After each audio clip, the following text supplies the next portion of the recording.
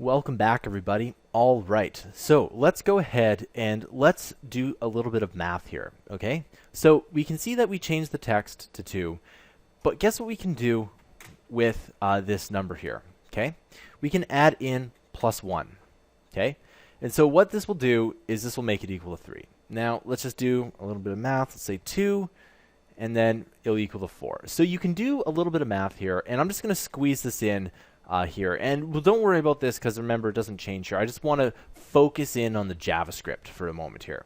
Okay, let's add in another variable here. And we can, again, remember, we can add in as many variables as we want. We're going to call this number, or we'll call it second number. Okay, we're going to make it equal to 2. So they're both equal to 2. And we can do variable number plus second number. Okay. Now you'll also notice, and I'll just move this out even a little bit more. If I double click on this, you can see that it highlights it and everything works out like that. All right.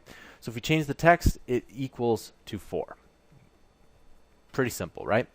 Now watch what happens if we type in variable name plus second number. Now in pretty much every other programming language, this is going to cause some kind of error.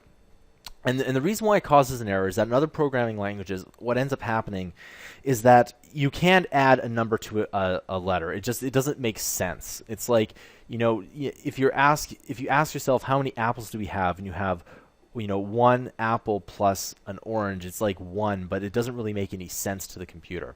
But watch what happens when you do this, okay? It says John plus 2. It just basically mashes everything together. And there's not really a better term for that. It just puts them together, really. That's all it does, okay? Now, you'll also notice that there is no space after John. And the reason is that there is no space here. Now, remember in a couple tutorials ago, I said that spaces is like adding another object, and that's partly true, except for when you have the quotes here. If you have the quotes here, you can put in, you know, 10 of these if you want. Doesn't matter. So we're just going to go ahead and push space, and you can see that it says John 2. Okay, and of course, let's just go ahead and let's just add another variable, and we're going to call this second string. Okay, it's going to be equal to 2 quotes. And we're going to call this, we'll just say John plus awesome, okay? Put another space in there. And of course, there's one thing that's missing, and that is a semicolon, okay? And of course, we need to change second number to second string, okay? And if we double click on that, it does work. And there we go. That's all it is. Now, you can do this infinitely if you really want to, right? You can go ahead and push plus variable number, etc. You can do this as much as you want. Programming languages are meant to be like this. They're meant to be anything. Now, of course, if you go ahead and if we were to just do one more bit of math here, I'm just going to go ahead and delete this here. You can do any kind of math you want to.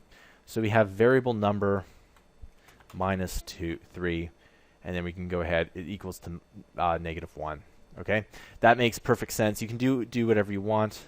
You can go times, and there we go. Okay, so that's essentially how you use variables, and that's one thing that's really good about JavaScript is that's not going to throw you an error. It's going to work out in some way. However, I highly recommend that you separate your numbers and your strings into different categories, and that for the most part you don't really add them together like I did, unless you're going ahead and doing that for display purposes. All right, I'll see you guys in the next tutorial.